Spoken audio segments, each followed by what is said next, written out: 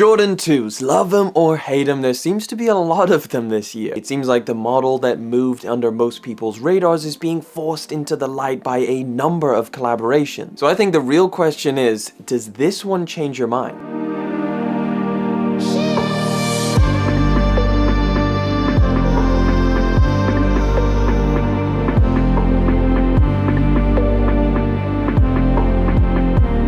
Here we got the box, and by most collaboration standards, it's pretty simple, it's pretty straightforward. I mean, it's all over grey, and it has these kind of debossed circles in the top, all over it. And then in the center, you've got the Union logo. It has a bunch of information like the production date, the season, the style number, and well, it actually doesn't have the style number. But let's pull these open and let's check them out. Today's pair of sneakers, guys, and that is the Union Jordan 2.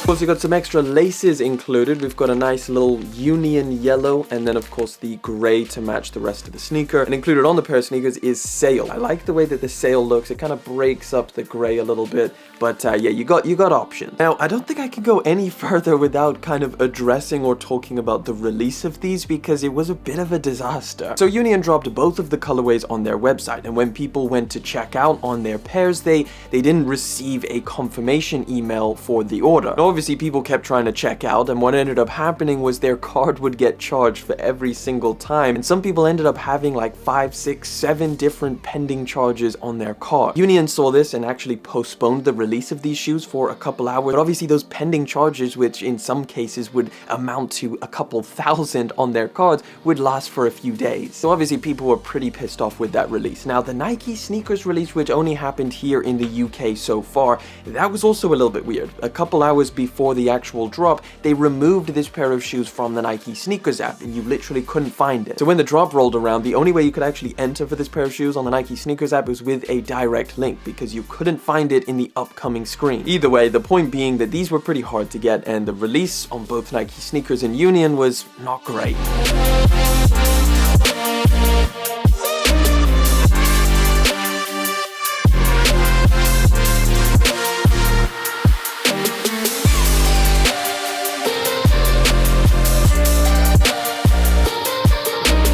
I will say that these are still yet to drop out in the US, and I think it's coming at some point soon, hopefully this month. I'll keep you guys updated on that. And they retail for a whopping £203 or $225 if you're out in the US. And I don't know what I was kind of expecting for that price point, but to me, they just don't feel as premium as I was, I guess, hoping for. Like, yes, these do have a ton of nice feeling premium materials, but it just doesn't have that wow factor that you would kind of hope for when you're paying that kind of retail price. I mean, the majority of the sneaker itself comes with a kind of woven fabric or a kind of nylon material. You find that all the way around the toe box, up by the ankle area, and of course the tongue. Now, the overlays on here are actually pretty decent feeling. They feel like a nice rugged kind of suede material, which are pretty thick. If you take a look at, I guess, the kind of top-down look at some of the layers of this material, it looks nice. It also feels nice, so I will definitely give it that.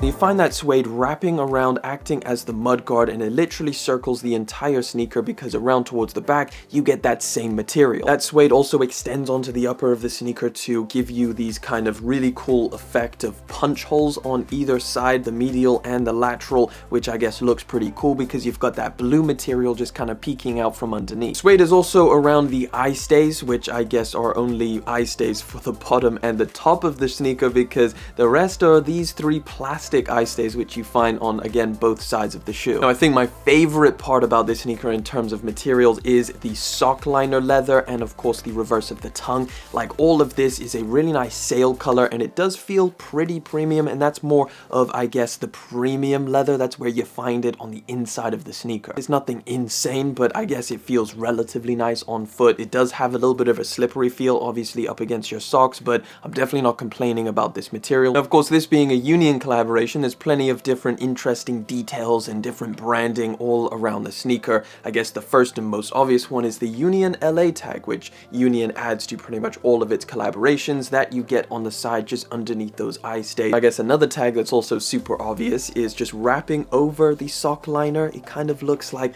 a little bit of a sample tag, pretty much identical to the sticker that we had on the top of the box. It pretty much just says the season and then just leaves blank product model and the style number. Got the Nike branding and the Union branding on it, and the material that it's made out of kind of feels like leather, but also just kind of like fake leather. It doesn't feel like anything super premium or anything like that. But another tag on the top of the tongue, which is all over sail, and you've kind of got this infrared Jumpman and of course the Union logo as well, which is all just kind of hand stitched, or at least it just looks all stitched on there in a bit of a messy fashion.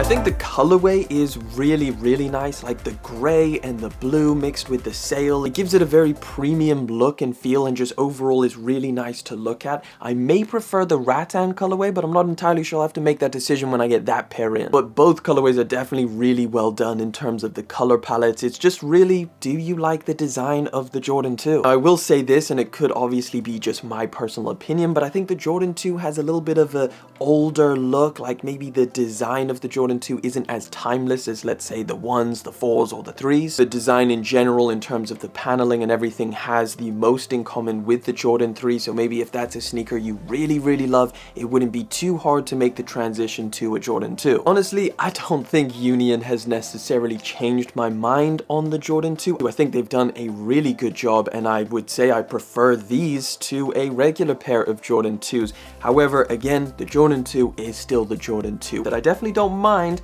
but it's not my favorite. Now, one thing I definitely want to mention is sizing. I actually found these to fit a little bit big. I had a bit of space in the toe box area, and that's just my personal opinion. If I had to buy these again, I would definitely half size down for a little bit more of a true to size feel. You've tried 2s on before. I'm sure it's exactly the same, but for me, I would have preferred it if I went a half size down. But let me know, how did Union do on this pair of sneakers? Did they change your mind? Are you in love with this pair of shoes? What do you really think? Let me know down in the comment section. But that pretty much wraps it up. That's been it, guys. Thank you so much for coming through, hanging out for yet again another one. Thank you for liking, commenting, and of course subscribing. I'll catch you guys in the next one, but until then.